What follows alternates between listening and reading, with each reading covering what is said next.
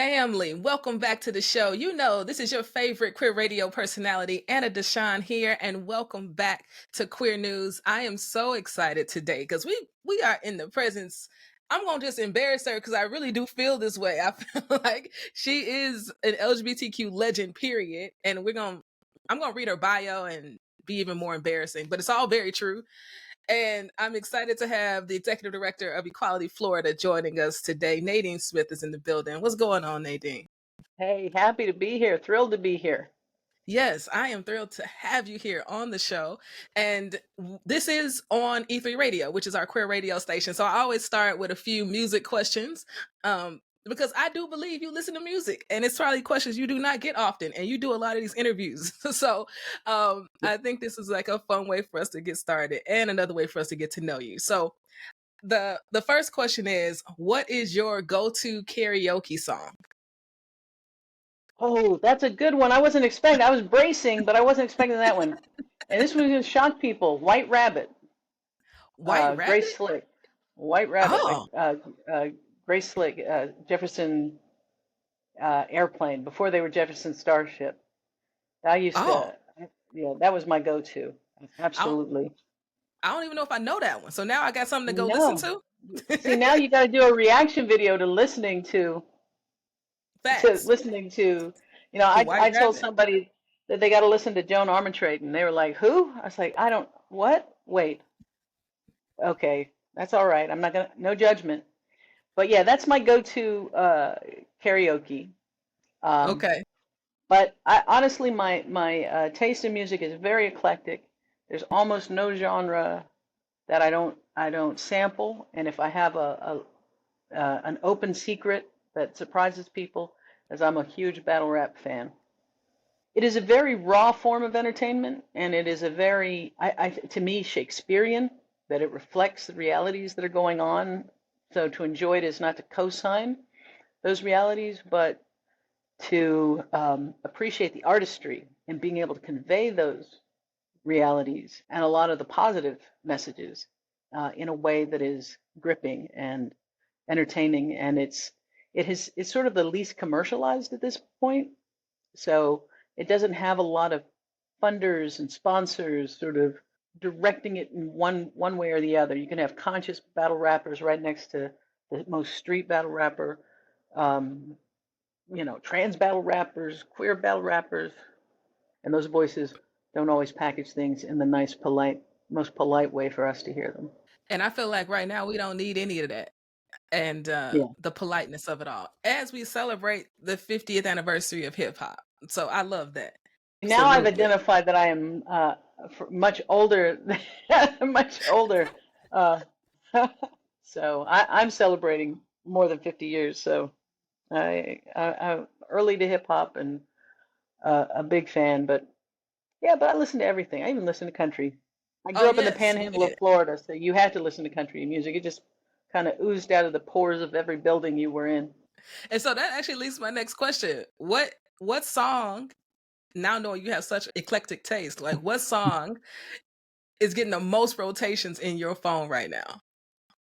Ooh, that's interesting. When I need to get pumped up, Megan Thee Stallion will be out there. I thought you would say the most rotations in my head. What I'm playing the most on my phone is not what's playing the most in my head. Unfortunately, I can't get that Fly the Boss, hello, Christ, we're about to sin again. I said I love you to that man, but I'm not feeling him. That is playing constantly. I can't escape it. Anyway. Oh, man, I love you even more, Nadine. Let's go. And then let's go. I know this third question is going to be lit now. So if you were an artist, maybe a hip hop performer, what would be the ultimate dream collab that you would have as an artist? You know what? Do they have to be alive? No. Okay. So, well, to me, the voices, not to pretend my voice it could stay on the stage with them, but if I got to collaborate with voices across a spectrum, Whitney Houston. I mean, her voice is just unmatched. Janis Joplin, because I like that gritty, that flavor she brought, just, you know, she and Amy Winehouse kind of put that extra something on it that just makes your heart break for them. Um, and then probably Nina Simone, because she can take you to the depth of everything. You know, she can be playful, she can be sultry, she can be terrifying. You know, she can name a, you know, like it's an emotion you don't know until she plucks that string. There you go. Those are my three. Let me tell you, I'm here for all three of those. And then you go in with Mama Nina. Yes. Uh-huh. She just, Yeah, her voice is just revolutionary. I don't care what it she's really saying. is. It's just a Yeah, and revolutionary moment. Cinnamon, that plays a lot. That's my running song. That's my get hype song. That's everything. So Okay. Okay. yeah, Man, this is going to be so good. Now, family, if you don't know who Nadine is, let me just tell you a little bit. Okay, she is true to this. She is a journalist, an activist, a movement builder. She was the first openly lesbian Black candidate for Tampa City Council. And she earned the majority of the votes. Okay, she orchestrated the first landmark meeting between President Bill Clinton and LGBTQ movement leaders. She was instrumental in coordinating the '93 March on Washington for lesbian, gay, and bi equal rights and liberation. Today, she is the executive director for Equality Florida and has been that since Equality Florida started in 1997. Like, she is all of these things. And I missed everything in between because there is too much to mention and we want to jump into this pod. But once again, Nadine, thanks again for joining us on the show. absolutely. So you got a quote that says, at the end of the day, the thing that motivates me in doing this work is that I want to be the adult I wish I had been for me when I was a kid. I feel like you've embodied that. And I feel like you're in the midst of quite the fight in Florida right now with Ron DeSantis. So, how in the world are you showing up every day for this work and being that person that you wish was there for you when you were a kid? Yeah, well, you know, I'll tell this to everybody. Everybody's showing up for this work. The only question is, how effective are you being in it? Like, you don't get, you know, if I left Equality Florida today, I still am a parent in the state of Florida with a kid going through these schools that Ron DeSantis is attacking, firing teachers, you know, or making an untenable scenario for teachers so that we have this massive teacher shortage, who is censoring books, uh, whitewashing history, you know, putting basically right wing white supremacist propaganda into the curriculum. So you don't get a pass. You don't get to opt out of this fight. The only question that we get to ask ourselves is, am I a victim of it or am I fighting back? You know, like, am I a soldier or am I a victim? I'm gonna, because you're going to have to participate in it. And so for me, I don't get burnt out because the closer you are to the front line, the more effective you can see the things that we are doing are. Like Florida's, the headlines out of Florida, this is a governor who's done deep damage to our state. We are losing talent. There are students who are no longer considering Florida as a place to go and get their degree. There are families that invested for years in scholarships, you know, a scholarship fund for their kids who are willing to walk away from it because they're not sending their kids to universities in Florida as DeSantis dismantles it. So we're hemorrhaging talent. We hear about conferences canceling every day. So there's people who think, oh, this has nothing to do with me, and they're wondering why business is down 30%, and now they're going to have to start making cuts, and people are going to start losing their jobs. So we're all in the fight, regardless of whether you are intentional and focused on pushing back, or you're just taking the hits and feel powerless to do anything about it. So for me, I can't imagine, you know, this isn't a Florida fight. Florida is the front line of really an attack on democracy, most fundamentally. Mm-hmm. So we're all going to fight it here, or you're going to fight it at your own back door. So for me, I wouldn't be anywhere else. I don't want to be in a dark blue city in a dark blue state reading about what's happening in Florida. I want to be on the ground fighting back, and I want to call out to folks, no matter where you are in the country, this is your fight, and we have the infrastructure so that it doesn't matter if you're in Sacramento or, you know, now I got to think of another city, somewhere in Rhode Island, you can lean into this fight. And so that's what energizes me. And And I'm seeing people show up. I'm seeing students leading, pushing back, doing walkouts, getting themselves to Tallahassee to protest. And I'm seeing parents, some of them who weren't paying attention when we sounded the alarm at first, but they're wide awake now. And we are outnumbering Moms for Liberty at school board meetings. You know, there's an old saying from the anti-apartheid struggle. Now you have touched the women, you have struck a rock, you've unleashed a boulder, and you will be crushed. I used to have that up in my dorm room in college, and that spirit of, you know, you cross the line, and after this, having crossed that line, you have unleashed a force that is going to eliminate the threat. And we're in that stage of this fight right now. And you are absolutely on the front lines. I believe you when you say you wouldn't want to be anywhere else. And one way that you all are fighting back at Equality Florida is this initiative called Resist, right? Centered around being a parent and the fight around being a parent in Florida who is advocating for all that is good, Yes. equality, equity, liberation, queer folks. I know Hmm. you're a big researcher. You're somebody who brings the news and the facts and the context uh, to your listeners, and I think it's really important right now that we are students of history because then we can understand why we are where we are because we've been here before. We saw it post Reconstruction with the violent backlash against the election of black leaders in legislatures at the national and state level. And the corollary is it's not an accident that we're seeing this hateful erasure of Black history, these attacks on the existence of LGBTQ people, particularly trans kids and adults. We've seen it before. We saw it with the McCarthy era Johns Committee in Florida that went through universities purging civil rights advocates, homosexuals, and anybody who was considered a political dissident. We saw it again with Anita Bryant when she had her so-called Save Our Children campaign, using the same rhetoric that Ron DeSantis and his machine use of calling us groomers and saying that we're a threat to children. She partnered with a group that funded her, and their primary motivation was ending integration of private school. So the coupling of rabid anti-LGBTQ rhetoric and an erasure of Black history and the silencing of dissent have always gone hand in hand at these moments where fascism seeks to topple democracy. In your own experience, Nadine, how are the young people in Florida fighting back? Are they showing up to the city council meetings as well? Are they organizing? Oh, How are they being absolutely. I supported? mean, I will tell you this, you know, Parkland, the aftermath of the killings at Parkland in South Florida, the nation saw what happened when young people galvanized, not at the direction of organizations and adults, but with a spirit of this is, we've had enough.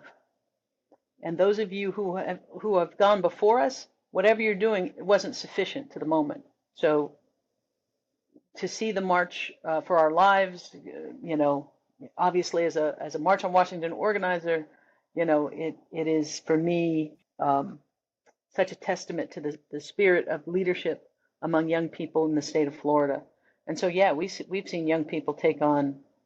We've seen students do walkouts, create their own curriculum when DeSantis began to ban Black history being told in an honest Mhm. way.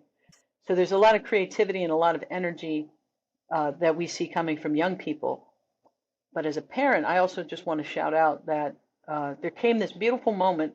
You know, New College is had been a very well respected university in Florida, and DeSantis has systematically dismantled it, firing its leadership, Mhm. banning courses like gender studies and others, and taking existing students and making them second class students in order to bring in students that are drawn to the Prager University type right wing propaganda.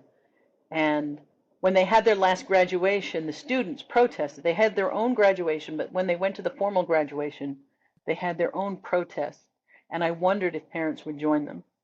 And to Mhm. watch the parents join their students in turning their back on the DeSantis administration during that, to me, that was an indicator that we'd reached a tipping point where parents across the political spectrum were finally grasping just how sinister what is happening, um, and how it is part of an idea of what this state should be and what this country should be, that they're willing to fight back against. So yesterday we launched Parenting with Pride, and it really came out of the overwhelming, you know, they just sort of an onslaught of emails, phone calls, text messages, um, DMs we were getting from parents who were like, I don't know if my trans son can come home because I'm not sure he can get access to meds while he's in town. How do I fight back? Or some parents, in the midst of all of this, their kid just came out to them. They've never thought about these issues. And they're saying, you know, all I'm seeing in the news is this hateful rhetoric. How do I get good information to be able to support my kid, even if I'm not educated myself yet? And then, of Mm-hmm. course, overwhelmingly, we're hearing from parents who are furious. And they're like, I want to be at every school board meeting. Tell me what board of education meetings I can be to, attend. How do I connect with other parents? And so out of that need came Parenting with Pride. And we have over 1,000 families that are a part of it, and that's before we even launched. So we're going to be spending a lot of time supporting the activism of students and the growing voices of parents who actually have students in schools, not this sort of astroturf moms for liberty who are all, these are all homeschooler, charter school, private school moms dismantling what is happening in the public education system that, for the most part, their children aren't even a part of.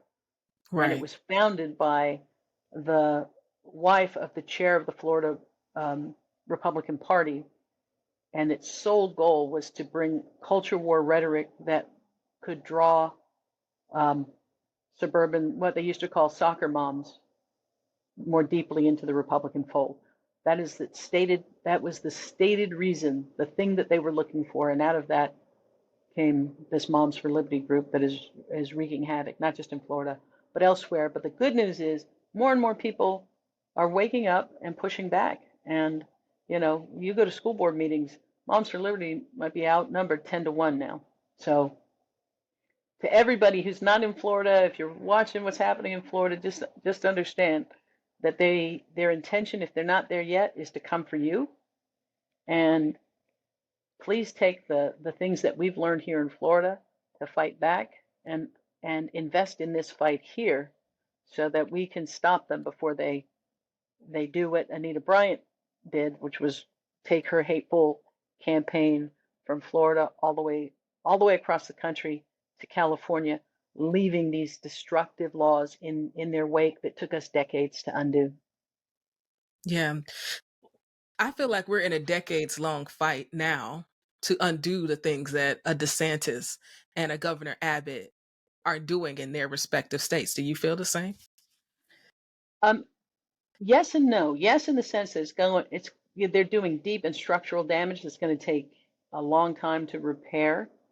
They'll be out of office, and we'll still be fixing the damage. But I also think, again, as a student of history, I was naming the backlash that we're experiencing, but there's always a backlash to the backlash, and that's where the most progress has ever been made. When they create such a clear divide that the nation has to answer the question, where do I stand? And in the aftermath of those backlashes, the nation has stood up and we've advanced. And so I think that we're in one of those moments right now where these ugly, hateful policies don't reflect the majority, where they weaponize. Like, there may be plenty of people who go, I've never met a trans kid. I've never thought much about sports. I've never thought about it. It's never been on my radar screen.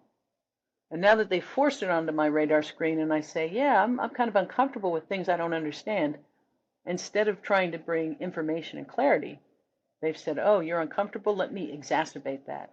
Let me feed every fear you have. Let me give you this rhetoric that will make you feel self-righteous and noble in doing harm to people.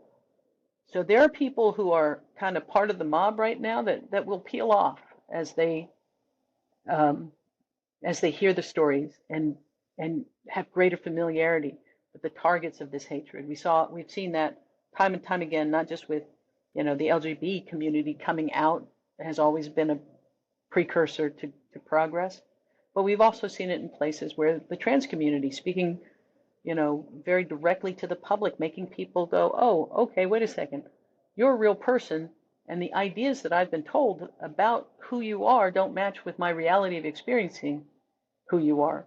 So there's going to have to be a lot more education and a lot more visibility and a lot more of the communities experiencing the brunt speaking for themselves. Absolutely. But at the same time, I also know that all of the work that we have to do to push back creates, you can call it the Streisand effect. I'll tell you very quickly, Barbara Streisand did not like the fact that her home was on Google Maps. Maybe 4 people had found it on Google Maps, but she went to court to try and get it removed, and I think was ultimately unsuccessful. But the visibility she gave it by fighting it caused millions of people to download pictures of her home. Someone said you should update that to the Will Smith slap. You know, instead of Yes. instead of shutting Chris Rock up, he actually made, gave a bigger platform for people who were critics of his wife. So I say all that because I think of it this way. I think of it as the slingshot effect. They are, the progress we've been making, they are walking it backwards. And with each step, they think they are dragging us back to the time when I didn't have an adult I could turn to, right? When I was like so many young people, especially in the Black community, trying to navigate racism, homophobia, sexism, and feeling like there was no place where all of me could be. But instead of dragging us backwards, they are creating in that slingshot the dynamic tension that when we break their grip, we're not just going to come back to where we were when they attacked us. We're going to spring forward in the same way that their efforts to stop marriage equality arguably paved the way for marriage equality, because it compelled us all to ask, where do we stand and what will we fight for? Even in places where we lost. When you looked at polling, like in Florida, in the immediate aftermath of our loss in 2008, support for marriage equality increased double digits, and support for everything else increased dramatically. It was as though a mob had just sort of run riot in the city, and the next morning they were surveying the damage. But I think what was really happening was a lot of people who stayed on the sidelines were suddenly aware that 6 out of 10 of their neighbors had gone to the polls and said, you can't have what my family has. And it made them speak out. It made them speak to family members and friends. And I think that's how lasting change comes. And then finally, political power. So I think that this is painful. There's a lot of harm that's being inflicted. But history teaches me that as long as we do the work in the midst of the fight, on the other side of it, we are laying the pavers on this road to a progress that will seem inevitable soon, even though it seems very far away right now. Yeah, I mean, it seems far away. I think you're absolutely right in regards to being students of history and understanding that this is what happens. This is what has happened, and the need for us to keep fighting in this moment. And sometimes I feel like politics can feel very abstract in so many ways and so many times because there's no good way to communicate. Like people haven't found a great way of communicating policy and how it actually impacts people. But I feel like because of all of the antis and all of the hate and just how blatant and ugly it's been, people do feel the impact, and I do feel like people are getting fired up. They just need to know where to direct the energy and how they can make a change or be part of the change, even if that means at their own homes or in their own schools or with their own families. You're in the midst of it. What have you seen organizationally, right? There's lots of LGBTQ orgs out here. There's the Equality Federation, there's HRC, there's GLAD Task Force, GLISTEN, NCLR. How have you all been working together to combat everything that's been going on? Yeah, I think the circumstances I've been around for a while, so I know a lot of the organizations. We work together year in and year out, but I think the circumstances are of such a dire nature that everybody understands. It's not about the jersey you're wearing, it's about this movement, right? Mhm. And so I'm glad we have organizations that specialize, they have their lane, and they bring the expertise from that lane to the fight. You know, I believe when you want to solve problems, you have to get very close to them. And Yeah. so, I would say to people, if you're looking for a way in, find that organization, the state organization or the local organization um, that you can plug into and be a part of. Um, Again, I will say that Florida is one of the most important battles in this fight for democracy and to not see the total erosion of decades of work. And so I invite people. We're having fundraisers in California, in Chicago, in other parts of the country, precisely because people understand that the hate that is directed towards us has to be combated, but also the solutions that we're finding in the midst of this battle have to be exported to other places, right? So What are we're some able of to say those that. solutions? Yeah, what are some of those Yeah. solutions, Nadine? Well, in places where, here's an example. In Illinois, the governor held a press conference to announce that they're banning book bans. Right, It's a right. Yeah. response to what's happening in Florida, right? There are other states that have taken this moment to say, oh, you're coming after abortion rights, you're whitewashing American history with this racist propaganda, you're attacking LGBTQ young people. We're going to create safety for every population you're marginalizing. We're going to create incentives for the business that doesn't want to be dictated to by the governor out of his, to say you can't do diversity, equity, and inclusion programs. You can't, we won't invest in, allow our employees' retirement fund to invest in anything that protects the environment or, all of these things that DeSantis has done. Other governors have said, okay, we will scoop up the talent that you're throwing away. We will open our doors to the opportunities you're closing.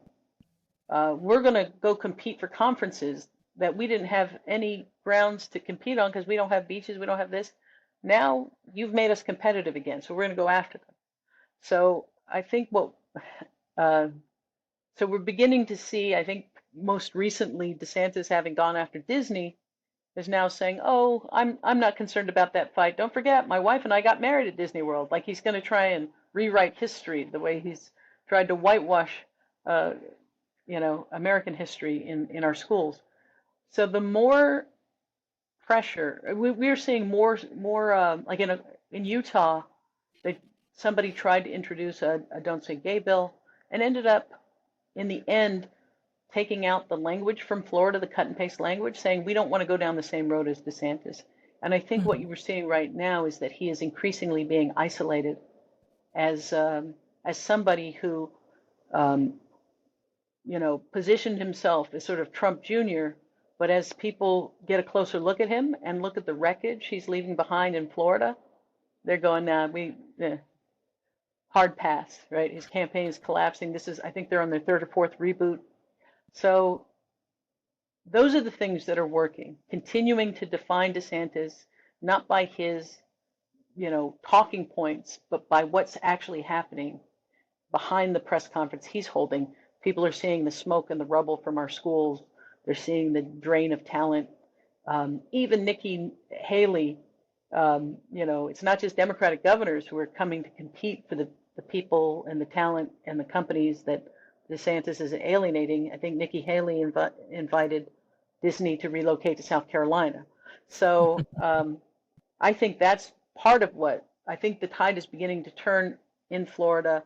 Now, somebody says once he loses the presidential, he will come back, like an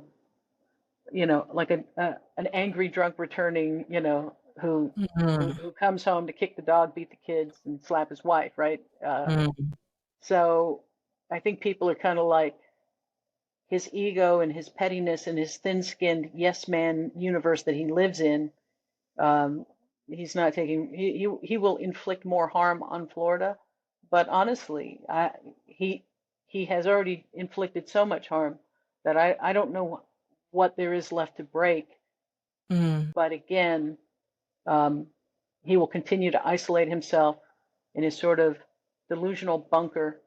And every day, more and more people, including people who were DeSantis supporters, are kind of going, nope, this guy has gone, he has gone too far. And now I see the damage I couldn't see before. And I try to remind people that we all know that Reverend Niemöller quote from Germany. You know, first they came for the trade unionists, and then they came for the Jews, then they came for the, but I wasn't them, so I didn't say anything. And when they came for me, there was no one left to speak.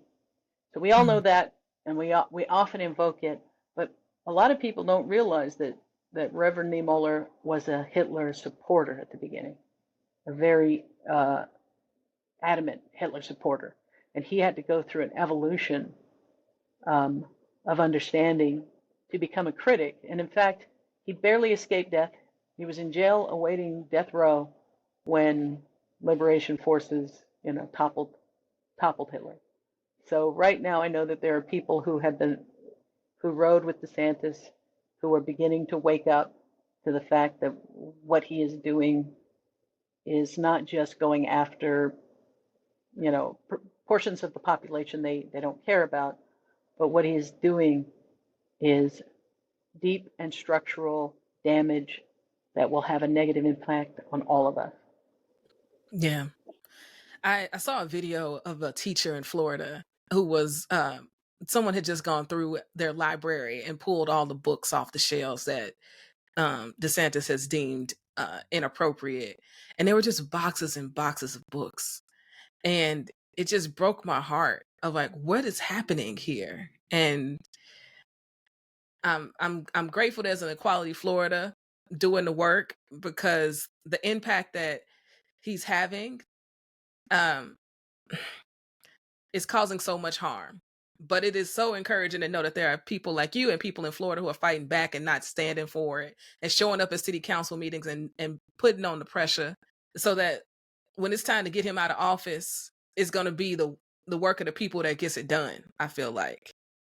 Absolutely, absolutely. And I want to shout out a lot of local organizations, a lot of, we partnered in launching Parenting with Pride with a number of national organizations. Our press conference announcing it had leadership from local organizations.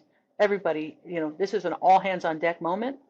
We need every ounce of talent, every single, penny of treasure that can be donated to this fight. And I want to encourage people, go to equalityflorida.org, and you can find out the ways that you can be of support no matter where you live. And with the parenting program, Parenting with Pride, parentingwithprideflorida.org, you can check out what's happening there, and you can see all the partner organizations that are a part of it. Everything we create that's effective, we share. Everything we create that's not effective, we stop, and we share the lesson, learn from it with all of our state partners and all of our national our partners as well. And I think that there's a tremendous amount of talent, a tremendous amount of ingenuity. People should be clear-eyed about the danger of this moment, but also filled with hope that comes when you, as I said, get closer to the front line, and it will inspire you, because you see people who never stood up before, like the dad who said, I never imagined I'd be one of those dads that spoke at school board meetings, but I also never imagined I'd find a suicide note for my son. And it's like, it doesn't get any more basic than that. And as a parent, there's no quit in me on this fight, because now they're coming after our kids, and I am going to be the adult that should have been there for me when I was a kid, alone, isolated, uncertain of my place in this world. We're going to make sure every kid knows that we're fighting like hell, and that there is a place, and there'll be a better place in the world for them. And we're grateful for it. Okay. Thank you, Nadine, for joining us today. All right, my friend. Thank you, my friend. Appreciate you.